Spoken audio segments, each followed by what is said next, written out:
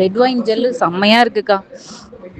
அவருக்கு நான் யூஸ் பண்ண சொன்னேன். 1 வாரம் ஆயிடுச்சுல்லக்கா நீங்க சென்ட் பண்ணி. ஆனா அவரு ஸ்கின் நல்லா க்ளோவிங்கா இருக்கு.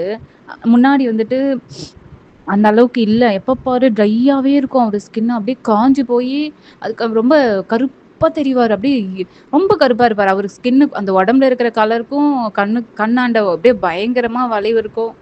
நானாவது நலங்கு மாவு போட்டு, போட்டு அப்படியே கலர் வந்துரும். அவருக்கு போடவும் டைம் இருக்காது. அதுவும் அந்த மாரிலாம் நெறையா இருந்ததுக்கா. அப்புறம் உங்க கிரீம் யூஸ் பண்ணேன். அதுவும் பண்றதுக்கு எனக்கு டைம் இல்ல. தூக்கம் வந்துருது.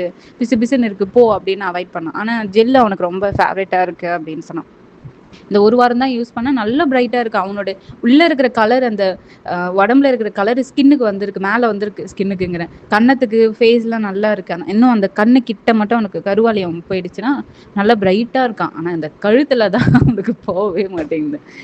நெறைய யூஸ் பண்ணி அது அப்படியே போகுற மாரி போகுதுக்கா. நலங்கு மாவு போட்டா 1 டேல நல்ல கலர்ஸ் டிஃபரெண்ட் தெரியுது. அதுக்கப்புறம் டைமே